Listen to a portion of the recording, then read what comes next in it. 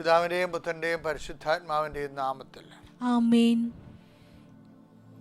പ്രിയപ്പെട്ടവരെ, ഇന്ന് ഡിസംബർ 11 ബുധനാഴ്ച എല്ലാവരെയും കർത്താവിൻ്റെ ഹൃദയത്തിലേക്ക്, ദൈവസ്നേഹത്തിലേക്ക് ക്ഷണിക്കുന്നു. ദൈവം നിങ്ങളെ അനുഗ്രഹിക്കട്ടെ. പ്രാർത്ഥിക്കാം. അമ്മേ പരിശുദ്ധ അമ്മേ, അമ്മേ പരിശുദ്ധ അമ്മേ, ദൈവമാതാവേ, ദൈവമാതാവേ, അന്ന് അങ്ങ് കൃപാസനത്തിൽ പ്രത്യക്ഷപ്പെട്ട് വരാൻ പോകുന്ന മഹാദുരന്തത്തിൽ നിന്ന് രക്ഷപ്പെടാനും എല്ലാവർക്കും വേണ്ടി പ്രാർത്ഥിക്കുവാനും ആവശ്യപ്പെട്ടിട്ട് 20 വർഷം തികയുന്ന ഈ വേളയിൽ കൃപാസനത്തിലൂടെ ഞങ്ങൾക്കും ഈ ദേശത്തിനും അങ്ങ് മധ്യസ്ഥം തേടി തന്ന എല്ലാ അനുഗ്രഹങ്ങൾക്കും കൃപകൾക്കും ഞങ്ങളിപ്പോൾ ഹൃദയം നിറഞ്ഞ നന്ദി പറയുന്നു. അമ്മേ പരിശുദ്ധമ്മേ, ജപമാല മാതാവേ, സകല കൃപാസനം പ്രാർത്ഥനയോടും ചേർത്ത് ഞങ്ങളിപ്പോൾ പ്രാർത്ഥിക്കുന്ന ഈ കുടുംബത്തിന്റെ പ്രത്യേക നിയോഗം.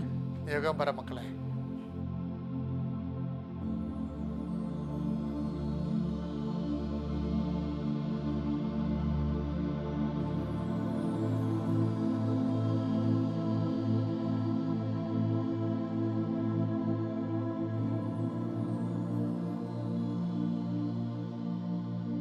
പ്രാർത്ഥിക്കാം.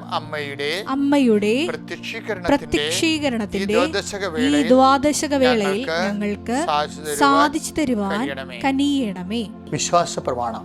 സർവശക്തനായ പിതാവും ആകാശത്തിന്റെയും ഭൂമിയുടെയും സൃഷ്ടാവുമായ ദൈവത്തിൽ ഞാൻ വിശ്വസിക്കുന്നു. അവിടുത്തെ ഏകപുത്രനും ഞങ്ങളുടെ കർത്താവുമായ ഈശോ മിശിഹായിലും ഞാൻ വിശ്വസിക്കുന്നു. ഈ പുത്രൻ പരിശുദ്ധാത്മാവിനാൽ ഗർഭസ്ഥനായി കന്യകാമറിയത്തിൽ നിന്ന് പിറന്ന് പൊന്തിയോസ് പീലാത്തോസിന്റെ കാലത്ത് പീഡകൾ സഹിച്ച് കുരിശിൽ തറയ്ക്കപ്പെട്ട് മരിച്ച് അടക്കപ്പെട്ട് പാതാളങ്ങളിൽ ഇറങ്ങി മരിച്ചവരുടെ ഇടയിൽ നിന്ന് 3-ാം നാൾ ഉയർത്ത് സ്വർഗത്തിലേക്ക് എഴുന്നള്ളി സർവശക്തിയുള്ള പിതാവായ ദൈവത്തിന്റെ വലതുഭാഗത്തിരിക്കുന്നു. അവിടെ നിന്ന് ജീവിക്കുന്നവരെയും മരിച്ചവരെയും വിധിക്കുവാൻ വരുമെന്നും ഞാൻ വിശ്വസിക്കുന്നു. പരിശുദ്ധാത്മാവിലും ഞാൻ വിശ്വസിക്കുന്നു. വിശുദ്ധ കത്തോലിക്കാ സഭയിലും പുണ്യവാന്മാരുടെ ഐക്യത്തിലും പാപങ്ങളുടെ മോചനത്തിലും ശരീരത്തിന്റെ ഉയർപ്പിലും നിത്യമായ ജീവിതത്തിലും ഞാൻ വിശ്വസിക്കുന്നു. ആമേൻ. സ്വർഗ്ഗസ്ഥനായ ഞങ്ങളുടെ പിതാവേ, അങ്ങയുടെ നാമം പൂജിതമാകണമേ.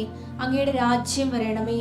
അങ്ങയുടെ തിരുമനസ് സ്വർഗത്തിലെ പോലെ ഭൂമിയിലും ആകണമേ. അന്നു വേണ്ടുന്ന ആഹാരം ഇന്ന് ഞങ്ങൾക്ക് തരണമേ. ഞങ്ങളോട് തെറ്റ് ചെയ്യുന്നവരോട് ഞങ്ങൾ ക്ഷമിക്കുന്നത് പോലെ ഞങ്ങളുടെ തെറ്റുകൾ ഞങ്ങളോടും ക്ഷമിക്കണമേ.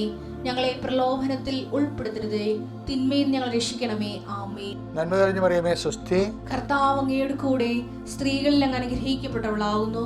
അങ്ങയുടെ ഉദരത്തിൻ ഫലമായി ഈശോ അനുഗ്രഹിക്കപ്പെട്ടവനാകുന്നു. പരിശുദ്ധ മറിയമേ, തമ്പുരാന്റെ അമ്മേ, പാപികളായ ഞങ്ങൾക്ക് വേണ്ടി ഇപ്പോഴും ഞങ്ങളുടെ മരണസമയത്തും തമ്പുരാനോട് അപേക്ഷിക്കണമേ. ആമേൻ. ഇതിന് 3 ഭാഗങ്ങളാണ് ഉള്ളത്, നിങ്ങൾക്കറിയാമല്ലോ അല്ലേ?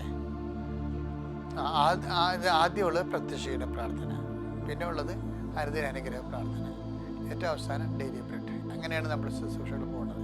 ഈ പ്രാർത്ഥന കഴിഞ്ഞ് നിങ്ങൾ പോയി പല്ല് തേക്കണം, കുളിച്ച് റെഡിയായി നിങ്ങൾ ശുശ്രൂഷയിലേക്ക് പോകണം. ഇത് ബെഡിൽ എഴുന്നേറ്റ് പ്രാർത്ഥിക്കേണ്ടതാണ്. ചിലരൊക്കെ നേരത്തെ എഴുന്നേക്കും, 4 മണിക്ക് എഴുന്നേറ്റ് റെഡിയാണ്. പിള്ളേരൊക്കെ ഉണ്ടെങ്കിൽ 3 മണിക്ക് പഠിക്കാൻ തുടങ്ങിയിട്ട് 5:30 എഴുന്നേക്കുന്നുണ്ട്. എന്തും ആകട്ടെ, കർത്താവ് നിങ്ങൾ അനുഗ്രഹിക്കട്ടെ. അല്ലെങ്കിൽ ഈ ഒരു അവസരം നിങ്ങളെ പ്രയോജനപ്പെടുന്നതിലേക്ക് ഭയങ്കര സന്തോഷമുണ്ട്. പക്ഷേ ഇത് ഷെയർ ചെയ്യണം. Okay, let us come to prayer. കർത്താവ് നിന്റെ ഉന്നതമായ നാമത്തിന് സ്വസ്ഥത ചെയ്യുന്നു. അങ്ങയുടെ മക്കളെ നിന്റെ വിശുദ്ധമായ രക്തത്താൽ വീണ്ടെടുത്ത നിന്റെ അവകാശം ഓഹരിയുമായിരുന്ന മക്കളോട് നിന്റെ പഞ്ചക്ഷതങ്ങളെ ഓർത്തുകൊണ്ട് കണ്ണ തോന്നണമെന്ന് അങ്ങയുടെ പൗരോഹിത്യത്തിൻ്റെ യോഗ്യതയാൽ പ്രാർത്ഥിക്കുന്നു. കർത്താവിൻ്റെ കരുണ നിന്നെ ആവശ്യിക്കട്ടെ. ഈശോ, നിന്റെ മുൾക്കിടന്ന് ഒഴുകുന്ന വിശുദ്ധമായ രക്തത്തെ ഞങ്ങൾ ധ്യാനിക്കുകയും കുമ്പിട്ട് ആരാധിക്കുകയും ചെയ്യുന്നു. ആ വിശുദ്ധമായ രക്തം രോഗികളുടെ മേൽ ഇപ്പോൾ വീഴ്ത്തണമെന്ന് പ്രാർത്ഥിക്കുന്നു. നിന്റെ ആത്മീയമായ രക്തം അങ്ങയുടെ മക്കളിലേക്ക് വീഴട്ടെ കർത്താവേ. മാരക രോഗങ്ങൾ, തീരാവ്യാധികൾ യേശുക്രിസ്തു നാമത്തിൽ. ശരീരം വേദന കൊണ്ട് ജീവിക്കുന്നവരുണ്ട്, ഉറക്കമില്ലാത്തവരുണ്ട്, ശരീരത്തിന് വേദന കൊണ്ട് ജോലിക്ക് പോകാൻ പറ്റാത്തവരുണ്ട്, എപ്പോഴും മനസ്സ് സമാധാനം ഇല്ലാത്തവരുണ്ട്, ഭക്ഷണം കഴിച്ചാൽ പോലും സന്തോഷമില്ല, കാര്യം ശരീരത്തിന് വേദനയാണ്. അങ്ങനെയുള്ളവരെ കർത്താവെ കൈവിട്ട് കളയരുത്. അവരെ തുടരണം കർത്താവേ. ആകപ്പാടെ മനുഷ്യന് ഒരു ജീവിതമേ ഉള്ളൂ കർത്താവേ. ആ ജീവിതത്തിൽ അവൻ ആവശ്യമില്ലാതെ വേദന അനുഭവിക്കാൻ നീ അനുവദിക്കരുത്. അവരെ നീ സ്പർശിക്കണം. അവിടെ രോഗികൾ, ബൈസ്റ്റാൻഡേഴ്സ്, സന്ധിക്കുന്നവർ കർത്താവെ, ഓരോരുത്തരെ സഹായിക്കുന്നവരുടെ കർത്താവെ. ചില ആൾക്കാർ തന്നെ നിലനിന്ന് പോണത്, ഇപ്പം ഭർത്താവ് മരിച്ച പെങ്ങള് അവളുടെ ഭർത്താവ് മരിച്ചെങ്കിൽ അമ്മാവന്മാരെ നോക്കും, അല്ലെങ്കിൽ വലിയമ്മമാർ നോക്കും. അങ്ങനെ ഓരോരുത്തർ നോക്കുന്നവരുണ്ട്. ചില കുഞ്ഞുങ്ങളെ തന്നെ വളർത്തിക്കൊണ്ട് വന്നിരിക്കുന്നത് അവരുടെ നിലനിൽപ്പ് പോയ കാലത്ത് അപ്പൻ്റെയും സഹോദരന്മാരെ വളർത്തിയിരിക്കുന്നത്. കർത്താവ്, ഞങ്ങളെ വളർത്തിയിട്ടുള്ള ആരെങ്കിലും ഉണ്ടെങ്കിൽ അവരെ സന്ധിക്കണം. ഞങ്ങൾക്ക് ആവശ്യമായ സഹായം പണ്ട് തന്നിട്ടുള്ളവരുണ്ടെങ്കിൽ അവരെ നീ സംരക്ഷിക്കണം. അവരെ ഞങ്ങൾ ഓർക്കുന്ന കർത്താവ്, നിൻ്റെ നാമത്തിൽ ഓർക്കുന്ന കർത്താവ്. എൻ്റെ കർത്താവിൻ്റെ വലിയ ശക്തി മക്കളിലേക്ക് ആവശ്യിക്കട്ടെ. ഈശോയെ, പൊളിഞ്ഞുപോയ കടകമ്പോളങ്ങൾ കർത്താവ്, ജീവിതമാർഗ്ഗങ്ങൾ മുട്ടിപ്പോയവർ, ആ കർത്താവ് വഴി മാറിപ്പോയതിൻ്റെ പേര്, റോഡ് മാറിപ്പോയതിൻ്റെ പേരിൽ അവരുടെ കച്ചവടങ്ങളൊന്നും ഇല്ലാതെ ഇരിക്കുന്നവർ, വഴിമുട്ടിയ ആൾക്കാരുണ്ട് ഈശോയെ.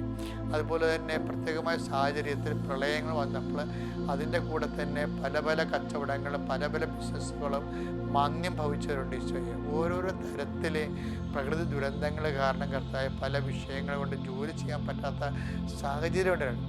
വീട്ടിൽ തന്നെ കർത്താവ് മറ്റുള്ളവർക്ക് രോഗം വന്നത് കാരണം മറ്റ് ജോലിക്ക് പോകാൻ പറ്റാതെ അവരെ നോക്കി നിൽക്കേണ്ട അവസ്ഥ വന്നിട്ടുള്ളവരുണ്ട് ഈശോ. ഇങ്ങനെ പഠനം പൊടിഞ്ഞു പോയവർ, മുടങ്ങിപ്പോയവർ, ജോലികൾ വിഷമിച്ചിരിക്കുന്നവർ, ജോലി നഷ്ടപ്പെട്ടവർ, അത് മുടങ്ങിപ്പോയതിൻ്റെ പേര് ജോലി നഷ്ടപ്പെട്ടവരുണ്ട് ഈശോ. ഇങ്ങനെ ഭൗതികമായ സാഹചര്യത്തിൽ മാനസികമായ ദുരിതങ്ങൾ അനുഭവിക്കുന്ന അനേകം മക്കളുണ്ട് ഈശോ. അവരെല്ലാം നീ സ്പർശിക്കണം കർത്താവേ. കൃപാസനം 36 കൊല്ലത്തോളം കൃപാസനം ഉണ്ടായിട്ട് 35 കൊല്ലമായി.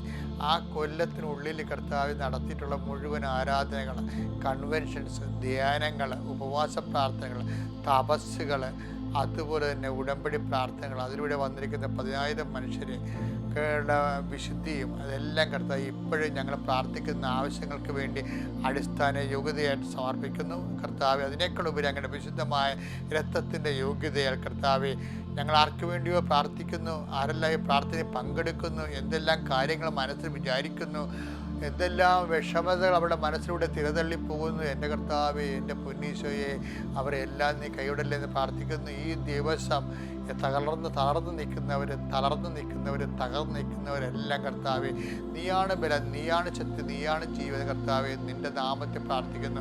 നിൻ്റെ ദൈവികമായ ശക്തി നിൻ്റെ അമ്മ പരിശുദ്ധമ്മ ദേവതാരെ മധ്യസ്ഥവരേക്ക് ആവശ്യിക്കട്ടെ. ഓരോ വീടിനെക്കുറിച്ച് വേഗലപ്പെടുന്നവർ, മക്കളെക്കുറിച്ച് വേഗലപ്പെടുന്നവർ, ജോലിയില്ലാത്തതിനെക്കുറിച്ച് വേഗലപ്പെടുന്നവർ, പലതരത്തിലുള്ള കേസ് കൊടുക്കുമോ, കേസാകുമോ, കേസ് തോക്കുമോ, അകത്ത് പോകുമോ എന്നൊക്കെ ഓർത്ത് വിഷമിക്കുന്നവർ, ജയിലിൽ കിടക്കുന്നവരൊക്കെ ഓർത്ത് വേദനിക്കുന്നവർ എല്ലാവരെയും കർത്താവേ നിന്റെ നാമത്തിൽ പ്രാർത്ഥിക്കുന്നു. ഈശോയെ, കഴുത്ത് കുറുകിപ്പോയൊരു കുഞ്ഞിനെ കാണിക്കുന്നുണ്ട്.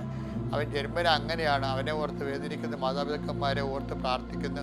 അങ്ങനെ ഓരോരോ ജനിതക രോഗമുള്ളവർ, ജന്മനാ രോഗമുള്ളവർ, കർത്താവ് പാരമ്പര്യ രോഗമുള്ളവർ, അതിൻ്റെ പേരിൽ പ്രയാസം അനുഭവിക്കുന്ന കുടുംബങ്ങൾ, യേശു ക്രിസ്തുവിന്റെ നാമത്തിൽ നിന്റെ മാരക രോഗങ്ങൾ, തീരാവേദികളും ജീവിത ദുരിതങ്ങളും വിട്ടുമാറട്ടെ. ഹല്ലേലൂയ. യേശുവേ സ്തോത്രം, യേശുവേ നന്ദി, യേശുവേ ആരാധന. ഹല്ലേലൂയ. എൻ്റെ പ്രിയപ്പെട്ടവരെ, ഡിസംബർ മാസം 11 ബുധനാഴ്ച മത്തായിയുടെ സുവിശേഷം 16-ാം അധ്യായം 8-9 വാക്യങ്ങൾ വായിക്കാം. യേശു ഇതറിഞ്ഞ് അവരോട് ചോദിച്ചു, അല്പവിശ്വാസികളെ, അപ്പം ഇല്ലാത്തതിനെപ്പറ്റി നിങ്ങൾ പരസ്പരം സംസാരിക്കുന്നതെന്തിന്? നിങ്ങൾ ഗ്രഹിക്കുന്നില്ലയോ? 5000 പേരുടെ 5 അപ്പം നിങ്ങൾ ഓർമ്മിക്കുന്നില്ലേ? എത്ര കുട്ട അപ്പക്കഷ്ണങ്ങൾ നിങ്ങൾ ശേഖരിച്ചു? അതായത് കർത്താവേ, അപ്പം വർദ്ധിപ്പിച്ചതിന് ശേഷം പിന്നെ ഒരു ദിവസം അന്നത്തെ ദിവസം ഗിരിജക്കടലിൻ്റെ മറുകരയിലേക്ക് പോകുമ്പോൾ അപ്പോസ്തലന്മാർ പരസ്പരം സംസാരിക്കുന്ന, അങ്ങനെ സംസാരിക്കാൻ കാര്യം എന്താ? കർത്താവ് അവരോട് പറഞ്ഞ്, പരിസയന്മാരുടെ പുളിമാവിനെ കുറിച്ച് നിങ്ങൾക്ക് കരുതൽ വേണമെന്ന് പറഞ്ഞു. പുളിമാവെന്ന് പറയുമ്പോൾ അവർക്ക് മാവെന്ന് വെച്ചാൽ പൊടി. അപ്പോൾ പൊളിച്ച അപ്പത്തിൻ്റെ പൊടിയെക്കുറിച്ചാണ് ഈ പറയണത് എന്ന് വിചാരിച്ചുകൊണ്ടേ ഇവർ പറയും, നമ്മൾ അപ്പം അപ്പം എടുക്കാത്ത കൊണ്ടായിരിക്കും ചിലപ്പോൾ ഇങ്ങനെ പറയണം. ഭയങ്കര രസമാണ് കർത്താവിൻ്റെ ഈ പെഡഗോജി എന്ന് വെച്ചാൽ കർത്താവിൻ്റെ പഠനത്തിൻ്റെ രീതികളിൽ അപ്പോസ്തലന്മാരുടെ റെസ്പോൺസ് ഭയങ്കര സർക്കാസ്റ്റിക്കാണ്. അപ്പോൾ ഈശോ പരിസയുടെ വേജപ്രബോധനത്തെക്കുറിച്ചാണ് പറയണത്. ഇവർക്ക് മനസ്സിലായില്ലേ, ഇവർ അപ്പം എടുക്കാതെ ഇവർ തമ്മിൽ തർക്കിക്കുകയാണ്. കണ്ട, ഞാൻ പറഞ്ഞതല്ലേ, അപ്പോഴും അപ്പം എടുക്കണമെന്ന് പറഞ്ഞതല്ലേ, അപ്പം വർദ്ധിപ്പിച്ച് എന്തുമാത്രം അപ്പം ഉണ്ടായതാണ് എടുക്കാത്ത. അപ്പം നമുക്ക് വേണ്ടി അപ്പം എടുക്കേണ്ടതല്ലേ, ഞാൻ നിന്നോട് നീ എടുക്കുമെന്ന് ഞാൻ വിചാരിച്ച ഇവർ ചുമ്മാ ഈ അപ്പത്തിൻ്റെ കാര്യം പറഞ്ഞിരിക്കുകയാണ്. അപ്പോൾ ഈശോ പറഞ്ഞു, what nonsense you are talking. കർത്താവ് ചിരിച്ച് കാണും, പക്ഷേ കർത്താവ് ചിരിച്ചൊന്നും ബൈബിളിൽ എഴുതിയിട്ടില്ല. ചിരിക്കാനുള്ള വകുപ്പ് അവിടെ ഉണ്ട്. എന്താ കാര്യം വെച്ച് കഴിഞ്ഞാൽ കർത്താവ് പറഞ്ഞത് എന്ത്, കർത്താവ് മോരെന്ന് പറഞ്ഞ് ഇവർ മുതിരെന്ന് കേട്ട അവസ്ഥയാണ് ഇപ്പോൾ ഉള്ളത്. അപ്പോൾ അതുപോലെ വന്നിരിക്കുന്ന കൺഫ്യൂഷൻ പറഞ്ഞു, മക്കളെ നിങ്ങൾ എന്താണ് ഇങ്ങനെ അപ്പത്തിൻ്റെ കാര്യം പറഞ്ഞു, ഇപ്പം നിങ്ങൾ അപ്പം എടുത്തിട്ടില്ലെന്ന് വിചാരിച്ചു, ഞാനായിട്ട് ഇപ്പോഴേക്കിടെ കൂടാ, അപ്പോൾ എനിക്കെന്തെങ്കിലും ഒരു പരിഹാരം ചെയ്യാൻ കഴിയുമല്ലോ, അത് നിങ്ങളെന്ത് വിശ്വസിക്കാത്തത്? ഈ ഇന്നത്തെ കാലത്ത് വിശ്വസിക്കാനാണ് നിങ്ങളെ? അല്ലെങ്കിൽ തന്നെ കഴിഞ്ഞ കാലങ്ങൾ ഓർക്കണ്ടേ? കഴിഞ്ഞ കാലങ്ങളിൽ 5000 പേരുടെ 5 അപ്പത്തെക്കുറിച്ച് ഓർക്കണില്ലേ? 4000 പേരുടെ 7 അപ്പത്തെക്കുറിച്ച് ഓർക്കണില്ലേ? എന്ന് വെച്ചാൽ ഈശോ ചോദിക്കണത് എന്താ അറിയാമോ? നമ്മുടെ ജീവിതത്തിൽ ഇന്നിപ്പോൾ ഡിസംബർ 11 അല്ലേ, ഇന്ന് എന്തെങ്കിലും ഒരു ഇല്ലായ്മ വന്നു, പോരായ്മ വന്നു, ബാധ്യത വന്നു, നമ്മൾ എന്ത് ചെയ്യണം? നമ്മുടെ പരസ്പരം വഴിചാരുകയല്ലേ ചെയ്യേണ്ടത്. ഞാനതേ പറഞ്ഞല്ലേ, ആ ചുറ്റി പിടിച്ചാൽ മതിയായിരുന്നു എന്നൊക്കെ പറയും. അപ്പം അങ്ങനെ വഴക്കിട്ട് കാര്യമില്ല. എന്താ കാര്യം? ഞങ്ങൾ പരസ്പരം ആ വിഷയം കുറ്റം ആരോപിച്ചിട്ട് രക്ഷപ്പെടാൻ നോക്കാതെ, മറിച്ച് ഈ മുൻകാലങ്ങളിൽ നിന്നെ അനുഗ്രഹിച്ച കർത്താവ് തന്നെയാണ് നിന്റെ കൂടെ ഉള്ളത്, അത് ഓർത്താൽ മതി എന്നാണ്. എന്നുവെച്ചാൽ ഇപ്പോഴുള്ള പ്രശ്നങ്ങളല്ല ഓർക്കേണ്ടത്, കൂടെയുള്ള കർത്താവിൻ്റെ സാന്നിധ്യമാണ് ഓർക്കേണ്ടത്. അവൻ കഴിഞ്ഞ കാലങ്ങളിൽ നിന്നെ പല സമയത്ത് അനുഗ്രഹിച്ചിട്ടുണ്ട്. ആ അനുഗ്രഹം ഓർത്തുകൊണ്ട് അവനെ വിളിച്ച് അഭയം പ്രാപിക്കാൻ പറഞ്ഞിരിക്കുകയാണ്. അപ്പോൾ നിങ്ങൾ ഹാപ്പി അല്ലേ? Thank you.